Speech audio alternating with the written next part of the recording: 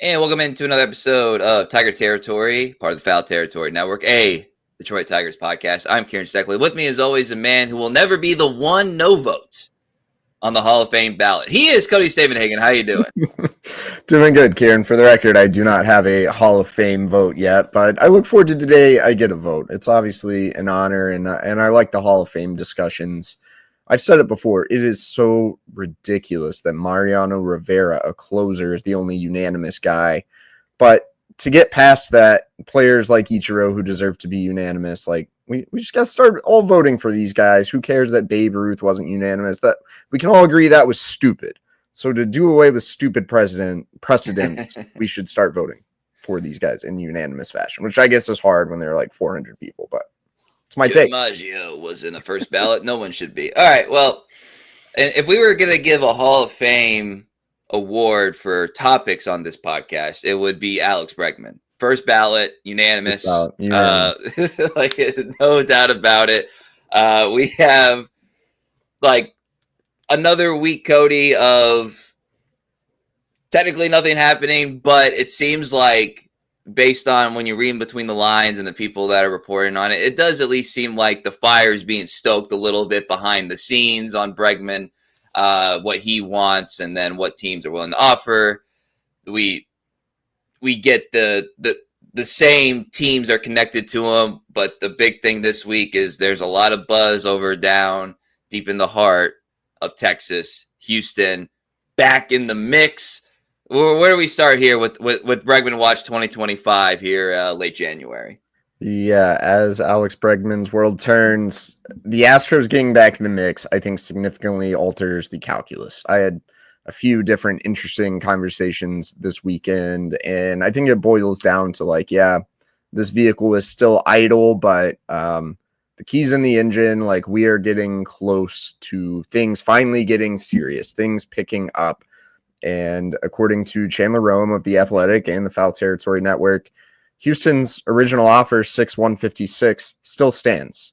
I think that significantly changes the landscape of the Alex Bregman pursuit because this is going to force teams that have been poking around on the fringes, the Tigers, the Red Sox, maybe the Cubs, to either get serious or bow out. I think years are going to be a significant factor in whatever happens with Bregman. So if Houston's 6, Toronto has long made sense as maybe the one team that could overpay 6, 7. We don't know that for a fact, but it would make a lot of sense. According to the Boston Globe, the Red Sox have been unwilling to go beyond 4. We don't know for sure where the Tigers stand here. I definitely believe they were hoping they could get him on a shorter term deal. Just knowing everything we know about Scott Harris, about this front office, kind of difficult to imagine the Tigers going beyond 5 years for a deal. But now that Houston's here on the table, I think we're about to learn how serious the Tigers actually are and how badly they actually want Alex Bregman. I think it's likely going to take going more than 5 years if they want to get anything done. So a couple things there. Like the Houston piece of it is that Jose Altuve has come out and said that, he'd be willing to change positions, go to left field to keep Alex. So, if you're a Houston fan, that's obviously great to hear. Altuve continues to epitomize like what they like about that organization. So good on him for that potential, I guess. Number 2, you just have to assume Toronto is the team that is going to overpay because it's Toronto. It's what they kind of have to do when you're, the lone team in a different country as of right now.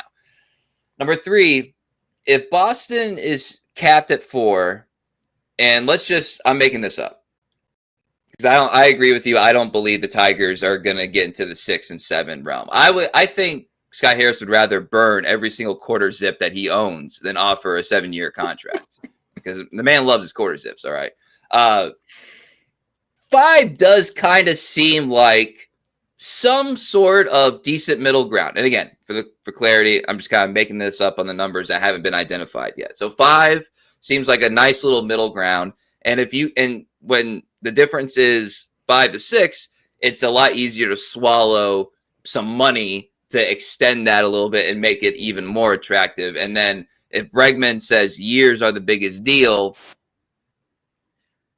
I'm curious how much he's going to follow up on that, because the best deal for him, in my opinion, is the three teams that make the most sense: Houston, Boston, Detroit, in whatever order you want to put that in. If you just want the most years, presumably you're going to Toronto.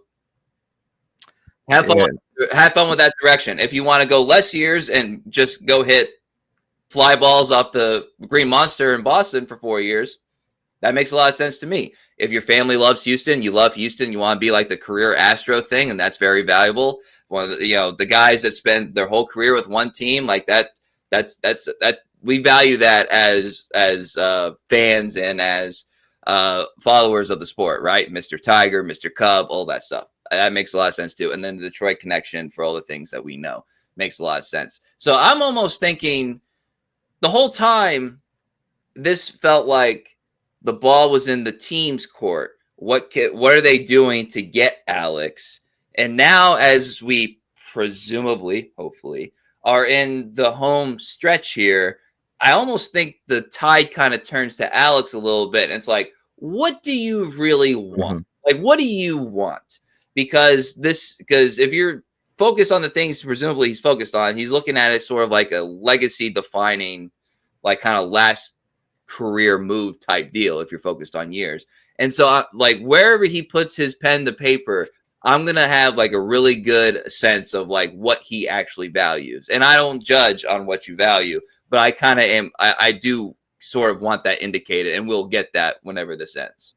Yeah, it seems like Bregman is looking at this kind of holistically, but winning is certainly important, and winning long term to him, I believe, is important. I would argue that works in the Tigers' favor if you just want to rank these teams in terms of long term, next 5-6 years outlook. Could put the Tigers at or near the top of that list. When now Houston's probably number one on that list. Then it's like, okay, well, where does he, does he want to move to Toronto? Does he want to stay in Houston? Where does he want to live? And what's the offer? Those are the factors I think Bregman is going to have to wade through the next few days. And that's why Houston entering this mix is pretty appealing, man, because he can stay home. He can have an offer that's at least going to be close to the length he desires, and he can win now, although there might be some questions about the long-term future. And hey, never rule out another twist, because although the New York Mets are feuding with Scott Boras over Pete Alonso right now, I'm kind of stunned they have not also been mentioned in connection with Bregman. So if the Alonso saga gets a resolution and it's not New York, could the Mets enter the fray? We've got some more things to sort out here, but I do think it is at long last time for teams to get serious about what they are actually willing to offer for Alex Bregman. Not sure how long it's going to be, but things are starting to move here. So one of those moving parts, as Friday night news was dominated by a certain professional football team that we won't mention, but there was some other stuff that was kind of going through the course of Friday involving Houston, involving the Cubs, involving the Tigers, that didn't have anything to do with Alex Bregman, although it kind of did, right? So there's a little bit of a, what do we call this, like a standoff with Ryan Presley, the all-star reliever, part of one of their championship teams. Actually went to high school literally like a mile down the road from where I'm doing this podcast right now. So local connection there for your boy. The emotions for me were a little high on Friday. I'm a little bit more calm now, because it's like, obviously you want the Tigers to go out and get like a guy the caliber of Alex Bregman. But the longer it goes on, I'm like, are they even really in this? Like, is this even like real? Is it just like people just connecting the dots because it makes sense? And then behind the scenes, it's not really all that much of a connection. And then you start hearing about like, the Astros are trying to shop Presley so that they can have more money for Bregman. It's like, are the Tigers really about to take on like a 35-plus-year-old reliever on a 1-year deal to aid and abet the Astros, one of their competitions in the American League, to get Alex, to retain Alex Bregman's services? Like, I'm not gonna lie, dude, I was feeling a little hot. I'm a little bit better now. At the time, I was feeling hot because it no disrespect to Presley, but it didn't really seem like a huge W to get him, giving up an asset, whatever that would be, probably nothing major, but you would have to physically trade for him, and then have that result in Bregman returning to Houston. Like, it just felt like a series of events that was going to tick me the F off. As of now, that has not happened. But there's been reporting that the Tigers, or does he not want to go to Detroit, or the Tigers? Ryan Pressly has a full no trade clause. He's not going to waive it for the Tigers. I don't think that's going to change. Sounds like there's a deal in place with the Cubs that everyone thinks is going to happen. They're just waiting on Pressly to actually agree to it. He hasn't as of the time we're recording this, which is somewhat interesting. And the Astros are trying to shed some payroll, see if they could sign Bregman while still remaining under their luxury tax. They might have to go over anyway, but they want to dump Pressly to save money, which does make the Tigers being involved interesting. It would seem like that would help Houston's case to outbid them for Alex Bregman. So that's highly interesting. A few other reasons the Tigers' interest here surprised me. One, the Tigers are all about value. Ryan Pressly is not cheap. He's going to make $14 million next year. I would imagine they could get a serviceable reliever on the market for less than that. Not serviceable, a pretty good reliever. His velo was down last year. We saw it in the playoffs, but 2023, his four-seam averaged 94.7 miles an hour. Last year, it was down to 93.8, and I believe ticked even lower at certain points. Not really a huge missing bats type of guy, especially last year. Like, they're just signs that Pressly maybe is declining. His strikeout rate dropped by 4 percentage points last season. His walk rate ticked up. His expected ERA was 3.97, so not great, even though that's a little bit tricky for relievers sometimes. Like, I'm just not sure exactly what it was that the Tigers even liked here, unless it's one of those things where, if he moves his foot 2 degrees, then he can start throwing 96 again. But surprised there was even that level of interest. It's not going to happen, so I guess it doesn't matter. But that's kind of what the situation was. Yeah, and kind of, I think the emotional aspect of that is also tied to the lack of substantial moves made post Cobb, post Torres acquisition, and being like, if the next thing is going to be something that takes away your ability to sign Bregman, that just wouldn't really fly in a lot of people's minds. And not to mention that I don't think Pressly at this point is worth sort of that backlash where it's like, like you could, like Scott Harris, and he so far has proven correct on this, was able to quickly spin the whole, they didn't get the deal they wanted for Flaherty from the Yankees, because it's like, well, we really like these guys that we got from the Dodgers. Then Trey Sweeney has some big moments, and Lorenzo is a top 100 consensus top 100 prospect, and it's like, yep, that makes sense. Like, he was able to spin it, and then he's been kind of proven correct. It'd be a little harder, I think, to kind of do it this way in that sense. So I am waiting for them to make some more like relief appearances in the relief market. A name that's kind of available right now that seems to make sense would be one Carlos Estévez, and he's 32. Let me pull it up real quick. He's 32 years old. Just turned 32, actually. Happy late birthday, Carlos. And that one tends to, like, it's a lot easier to swallow bringing him in as opposed to making a trade for a guy who obviously doesn't even want to be here, or if he did come, would be reluctantly, and then, allowing the Bregman thing. But the Estévez one's an interesting one, Cody.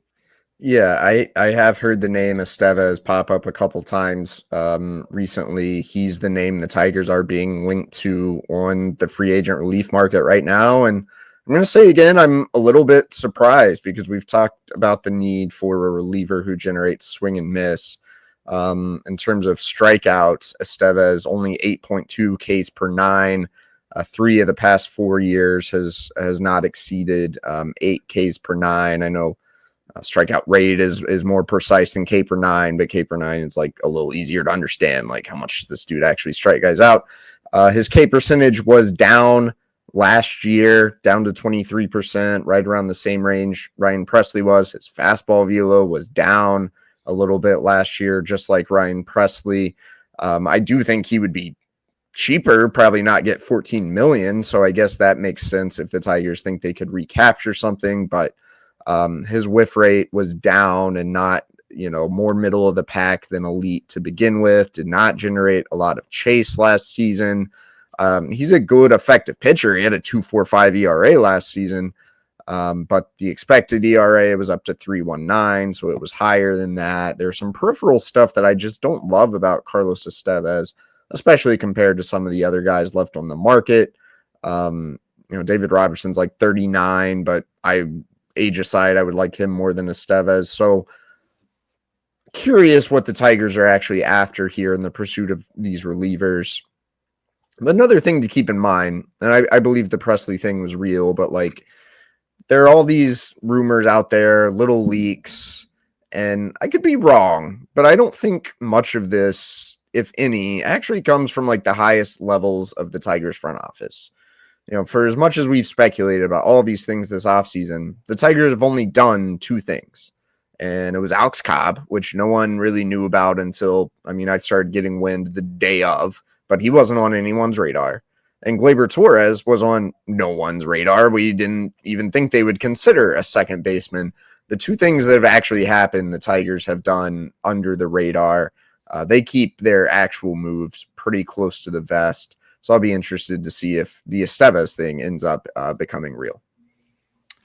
It is worth noting for Estévez that that was like a career best ERA that he just posted last year. And, he was with 2 teams. It's a little higher in Philadelphia, for whatever that's worth. And I do get a little nervous about guys who come off career years and contract years, just in general. The motivation not necessarily always the same year to year after that. So just a general thought there, not specific to him. Although one thing specific to him, it would be kind of fun to see him on the mound at 6'6", 277. Wow. It's a I big didn't realize boy. he was that big. That's a big dude. That's a big boy. That's a big boy right there. So it would be nice to see like a little bit. Okay, hold on. He's 6'6", and his extension ranks in the 42nd percentile. Like, he's not coming that far down the slope. Maybe it's, I don't know. Yeah, that's a whole other tangent we could go down, but that's for Robin to figure out, bro. That's for Robin to figure out. Newsflash, FT fam. America's #1 meal kit has a new offer for you. But first, Kratz, tell us why we love HelloFresh. Figuring out dinner is so much easier now. I go online and pick from 50 recipes each week. They pre-portion the ingredients and then ship them right to your doorstep. Now that's the service we all deserve at an affordable price. Don't forget about those new ready-made meals that go from fridge to fork in just 3 minutes. It's the same high-quality ingredients and restaurant-worthy flavor you always get from HelloFresh, just with none of the work. We love that. If you're looking to fit a specific lifestyle, HelloFresh features preferences like fit and wholesome, or my personal favorite, quick and easy. This week, I'm crushing a sizzling shrimp bowl with roasted broccoli and spicy mayo, plus a dreamy mustard apricot chicken dish with roasted potatoes and green beans. Get up to 10 free meals and a free high-protein item for life at HelloFresh.com/FT10FM. 1 item per box with active subscription. Free meals applied as a discount on the first box. New subscribers only. Varies by plan. All right. Well, we just mentioned him a few minutes ago, and we got a little cross-promotion time here, Cody. I think it's always good. We are loyal company men to Foul Territory, and on this week on the general Foul Territory show, the main show, which everyone should check out on YouTube Monday through Friday, Jack Flaherty, old friend Jack Flaherty was on, and I think I texted you. I think the way I phrased it was, Jack's doing the most, I think is what I said. Because he's getting questions about, obviously still unsigned, still available, a guy that was looking like he was going to be one of the darlings of free agency with how he was doing with the Tigers, and then he wins a World Series, and and all that stuff, but still unsigned. And then they asked him, like, do you ever think about, what if you would have stayed? Like, you think, the Tigers would have, make the postseason, blah, blah, blah. And he more or less said that, he thinks they would have gotten through the DS if he was still on the team, which is like a fun what if scenario that there's no way to track it, like, literally at all. But he's, like I said, he's doing the most. He was feeling himself, almost as if to say, I'm the guy that can put you over the top, Scott, and whether that message will be received. He still is a guy that gets linked to the Tigers for obvious reasons, even though we've talked about on this podcast, are they really still in the market for a starting pitcher? So anyway, your reaction to Jack Flaherty, kind of keeping the old flame on the hook, if you would, a little bit. Yeah, I love Jack for doing this, man. I like his honesty. Sure. I understand his frustration. He's like, I freaking dominated last year, and I'm sure he thought he was going to get 80, 90, 100 million, and I thought he was too, and then the market has really cratered for him. The health concerns, the back concerns, the dip in velo in the postseason, that probably scares teams off. In terms of a reunion with the Tigers, I don't think starting pitching is a priority for them right now. I think it's Bregman, and then it's the relief market. But if this thing continues to bottom out for Jack, man, like, why not? I mean, could you get him for almost what you got paid for him last year? Pay him a little more, 118, 120. Like, I don't know if you've ever heard this, Kieran. A really revolutionary thought I had is that you can never have enough pitching. Oh. No. I wouldn't hate the idea if you could get Jack Flaherty back. I mean, especially if you're talking a lower risk 1 or 2 year type thing. And teams probably want to see like 2 years strung together of Jack pitching at an elite level, maybe before they're willing to dish out that long-term deal. So I've been on record, like, I don't hate the idea. I'm not sure it's going to happen. And that is where, like, Jack, have you ever tried to get an ex back, like, and it's clear that they have moved on, and it seems a little bit like that from Jack. Jack, if you see this, man, hey, I respect what you're doing. I understand why you're frustrated. We've all been there. Love the honesty, and that, yeah, been there, my friend. But yeah, it's I'm not sure he's necessarily doing himself favors by kind of looking desperate at the same time. Well, here's the thing. In fairness to Jack, this was a week dominated, free agency headline wise, dominated by is there a reunion possible? It's like, look, if Bregman can get back with his ex that really moved on with the moves that they made, like, surely I could get back with mine in the Motor City. I mean, that argue would be more seamless, so, did we take that analogy as far as we could? I think we did. No, I think there's more. I think the Astros never really moved on, right? They just replaced him with like whatever they could get off Hinge, and we're always hoping Bregman would circle back around, and sure enough, maybe he did. Yeah. And so now it's like, all right, what do I tell this Hinge date? Like, Altuve's like, I never forgot about you. So. From exes to people you're currently in a contractual. I wrote you 365 letters. Shout out Ryan Gosling, friend of the podcast. To a guy that you're in a contractual relationship with, and that is one Tarik Skubal. Tarik Skubal last night. You could have watched it. I hope you did. It was on the Foul Territory YouTube channel, streamed live. Formally accepted the 2024 American League Cy Young Award, looking really snazzy in his tux. Actually, all the Tigers brass look great. AJ Scott, Chris Fetter. There was somebody else that photograph. I think I can't remember right now. Jeff Greenberg. Jeff Greenberg. That's right. Yes. All look really snazzy. About Jeff. He's the general manager. Come on. Look, I looked at it once at like 6 a.m. this morning. All right, dude. Jeff, you're welcome to come on the pod at any time. Love to. We'll love to have you a friend of the podcast. So. Tigers well represented. Tarik gives the stoic at times, but also like highly like volatile, emotional guy at times. I mean that in a good way on the mound. Has like a like a little bit of a vulnerable moment accepting this award. He just kind of does, like, everybody knows his story, but he kind of goes like, look, one Division One offer, no Division One offers, whatever it was, like, the guy Tommy John, and then 9th round pick. I didn't know if I was going to be able to play. Then like, I think the thing that stood out to me, he said, like, and then I get hurt in the majors. Like, we all remember the injury and all that stuff, but like, I don't think we probably grasp just like how that is a part of his journey too. So I like, I'm glad that he brought that up as well. And, thanks to Tigers organization, Federer, like, everybody's got Boris, all that stuff, all the chalk stuff. But the thing that got to me, I was like, damn it.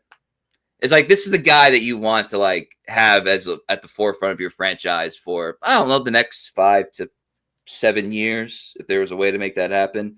I'll tell you this: if there's ever a moment where he is not a Tiger, I'm gonna go back to that speech. I'm gonna think, man, like, if only it could have been. That would be my next notebook moment. Is like looking at that speech right there. But congratulations, Tarik, for formally accepting the award and putting and being a front facing guy for the Tigers. I thought it was pretty cool to watch. Yeah, great speech from Skubal. AJ Hinch introduced him. Low-key, Tarik Skubal sat next to Tracy Morgan all night. It was awesome. Tracy Morgan was there to introduce Aaron Judge, who physically was not present because his, I believe, wife was about to have a baby. But I want to know what it was like for Scoobs to sit next to Tracy Morgan. I thought that was the most interesting thing. That and my guy Pat Murphy's purple tux were what really stood out to me. Glad I get to know these things because company plug, Foul Territory broadcast the thing. Something that had never been broadcasted before, so it was kind of cool to watch. Yeah, it was. And I don't and speaking of family, like, he thanked his wife for being his rock, and Jessica is her name, and he said that, I don't know if it was public knowledge. He said they have another kid on the way. I don't know if that was public knowledge or not. I don't, can't claim to track that. But yeah, I didn't know that. Yeah. So congratulations to the Skubal family as a whole. Hopefully more good things for them in the city of Detroit in 2025. So Skubal was named the number 2 starting pitcher on MLB Network's top 10, their little committee thing that they do. And the most recent one they did was for right fielders. Kerry Carpenter comes in at number 8 on that list among right fielders. And we haven't done a lot of Kerry content this offseason, Cody, because, like, well, we feel like we understand the Kerry Carpenter element. But I think it is kind of worth bringing it up because one of the things that, as this rebuild and, the team has kind of gotten into a more public eye, I would say, is I look for how national media or national fans kind of regard Tigers players, so like Skubal is a big part of that, Riley Green's a big part of that, and Kerry Carpenter get on this list is something about that too. And I went back and looked at his number. Offensive WAR, it's just offensive WAR. He was 2.0 2023, get my years right. He was 2.1 in 87 games. This, again, just offensive WAR in 2024. So presumably that number going to go up if he plays close to a full season. Big F, but plays close to a full season there. He's a part of like this huge, one of the best postseason moments of recent years with his home run off Class A, right? And then he's also like the kind, one of the kind faces that was part of this Tigers playoff run this past year. And he's a great story. He's a great story. Everybody should like be rooting for the Kerry Carpenters of the world. But where is he in like the hierarchy of like assets to the Tigers, I guess, is kind of like how I phrase it. Is he a star? I'm not saying like all-star. Is he a star?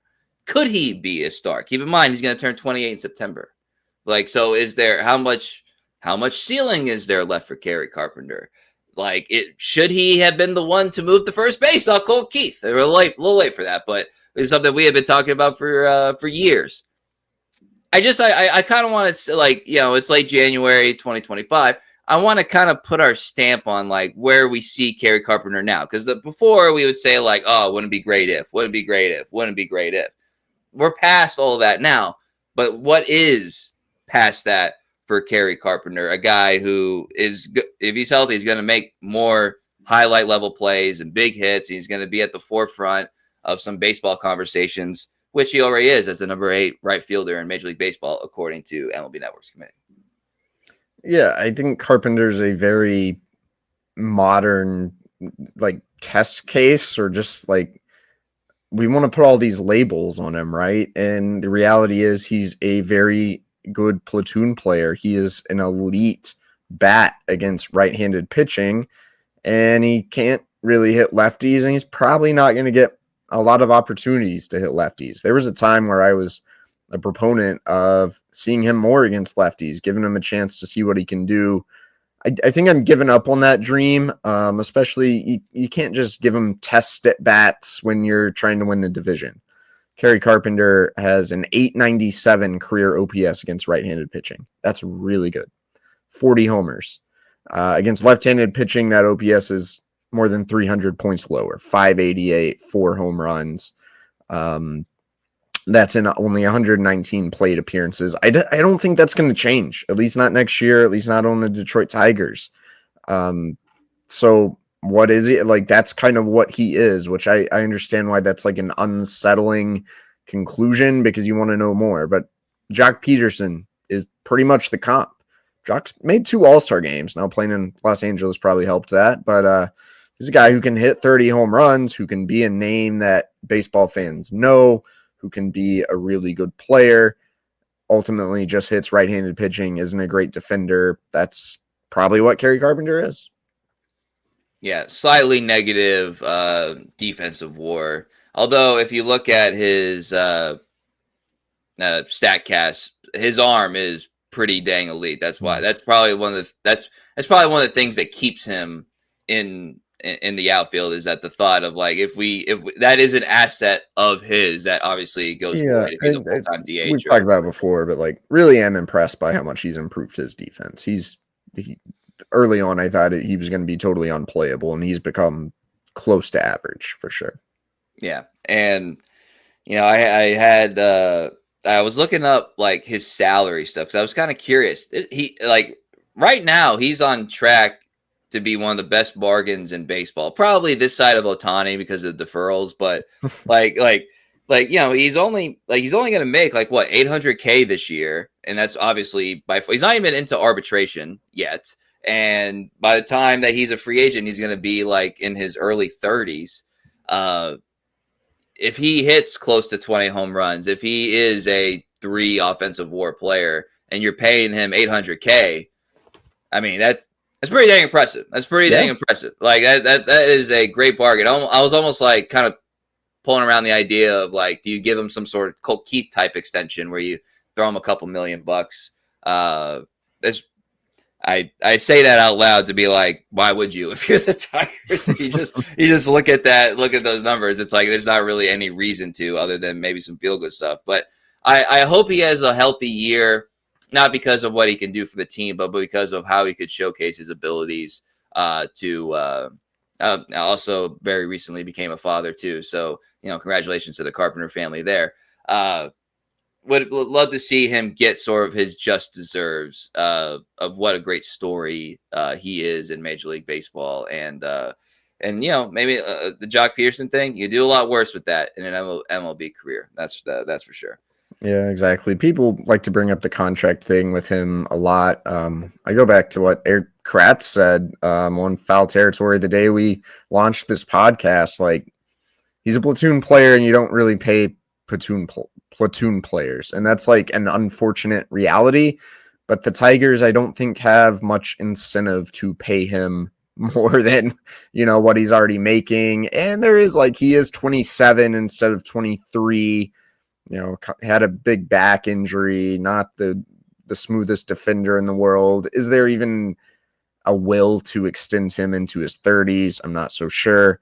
And then from Carpenter's perspective, as much as he might not get a lot of at-bats against lefties, if I'm his agent, I'm being like, well, we think you can be more than a platoon player, so we're not going to settle for some cap on your value. That's why both of those reasons I would have a hard time seeing him being a real extension candidate. But it's good to see him get some due in the national scene. His homer off Clase, I think, really got his name out there. I think he's going to continue to absolutely rake against righties and become more of a name people know on the national scene a little bit. Yeah, absolutely. Absolutely. And going to be one of the faces of the franchise. And it's like, who would have thought back on draft day?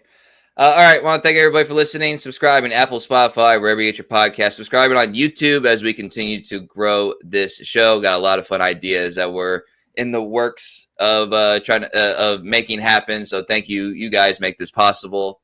Follow us on X, formerly known as Twitter, at Cody Stavenhagen. I'm at Kieran_Steckley. Pod page is at Tiger Territory _.